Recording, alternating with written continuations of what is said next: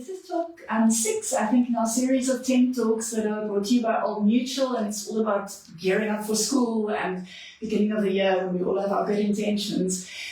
You can give your child the advantage by calculating the future cost of education and the monthly savings that you need by using Old Mutual's online education tools calculators. They're very nifty. I'll put the address and the QR code in the comments after the talk as well. And you just click on there, it'll take you straight to the page, and you slot in some details, and it'll tell you financially what you can and should and could be doing. Yes. Trust me, my kids are out of school already, but the sooner you start saving, the better. Yeah, they always say the best time to start saving is 10 years ago, but today is also the best time to start saving. And now I'm super excited. We've got Daniel Butler here from Tumbling Tigerz, and we're going to talk about movement and fun and exercise for the little ones. And it's something I feel extremely passionate about. We were chatting about this earlier, about how important sport and exercise and movement is just for your child's overall development. And it's not just to create the future tennis stars or whatever. It's like a fundamental, joyful part of life for me. Yeah. And even if your child not the sporty kid, move, exercise. So Yes. So what do you guys at Tumbling Tigerz? What do you do? What do you experience? What's so great about movement? Yeah. Well, movement is fun, and children like to do stuff that's fun. So the more they move, the more fun that they're having, the more that they're learning without even knowing that they're learning. When they sit down in a classroom and they get dictated to, sometimes it's not the most fun. When they're running and jumping and playing and learning how to behave in a group of their peers, learning new and sometimes difficult things is very important, because they're having fun while they're doing it, and they're actually doing something that's quite difficult, and that teaches them to do difficult things, which is very important. So today I was going to talk about the fun factor a lot. So lots of parents think that there's a one-pill solution. Oh, my child's going to do this extramural, or they're going to do this activity, and that's going to solve all of their problems. And it's not. So the other part is the fun factor and frequency and variety. So those are the two things that I was going to give some advice on today. And starting with the fun factor, everything that you do with your children has to be fun. There has to be a fun element. Yeah. If you're reading a book, put on the funny voices. Have a tone in your voice. Don't be dead behind the wheel. Yeah. Have that fun. If they're going to go to the park, don't sit on your cell phone on the side. Try and get involved. Cell phones are like soul killers, fun killers. Yeah. If anyone's ever done a puzzle or a game or Play-Doh with their child, they know if they leave their child by themselves, they maybe got 15, 20 minutes. Yeah. If they build with them, they'll have a full hour. Yeah. And also, you as a parent, there's something called scaffolding. So making something slightly harder for them, reaching right on the edge of their ability, and then scaffolding down, making something simpler. Okay. Because children need to experience success. If they do something and it's too difficult and they're not good at it, they're not going to want to do more of it. Yeah. So fun is a great way to mask difficult things. Okay. So if you're building with your child, if you're doing something with them, you can say, oh wow, you can jump over that.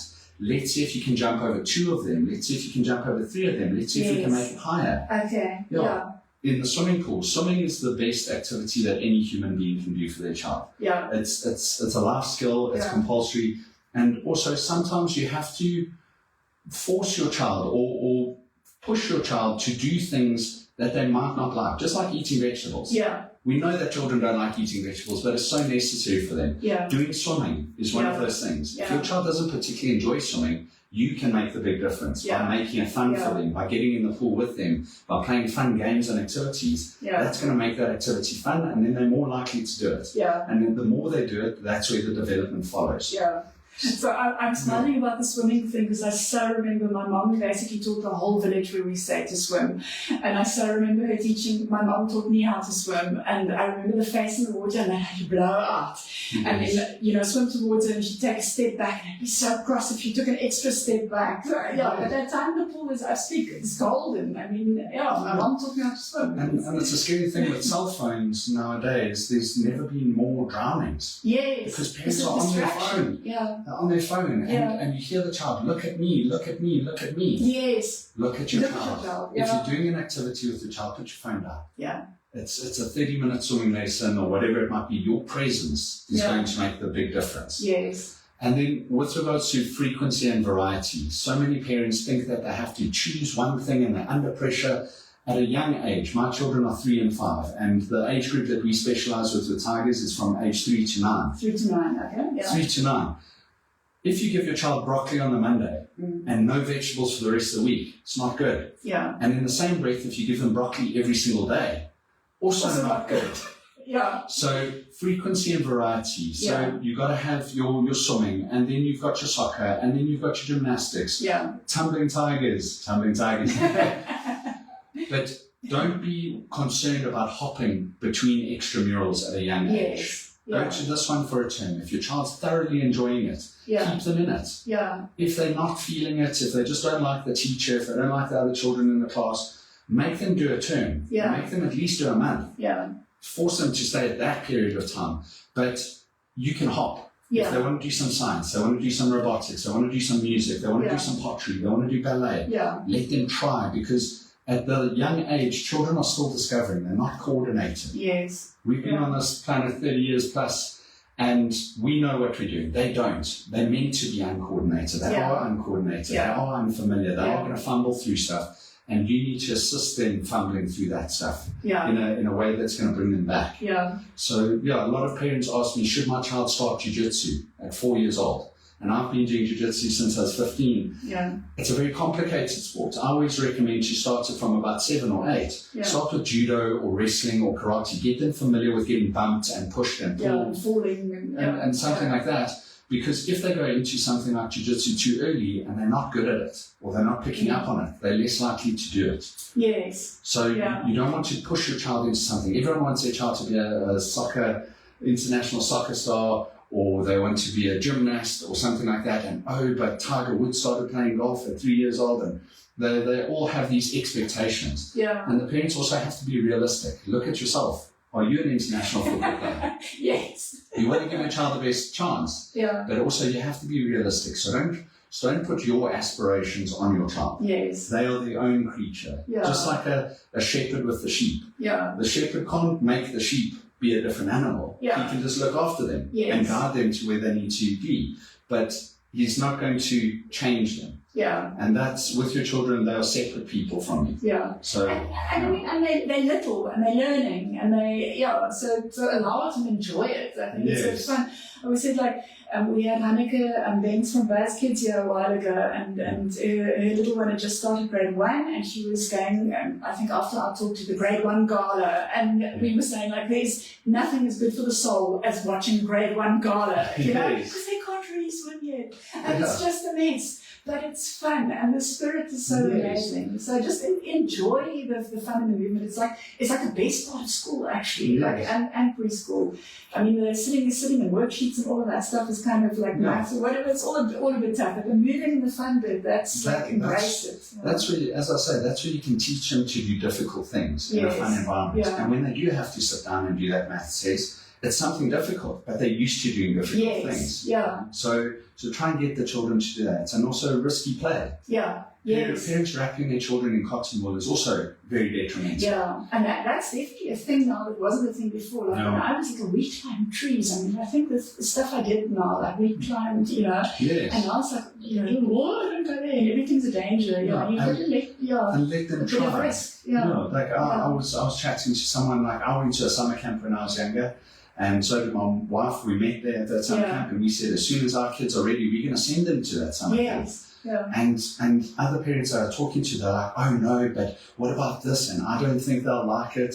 You don't know. Yeah. Let them try. Let them try new and different and sometimes scary things. Yeah. And that's going to help them overcome and try new challenges. I've even written a book called Try Like a Tiger, and the whole thing is, I don't want to, it's too hot, I'll do it later, I'll do it when I'm stronger. Yeah. That procrastination. Yeah.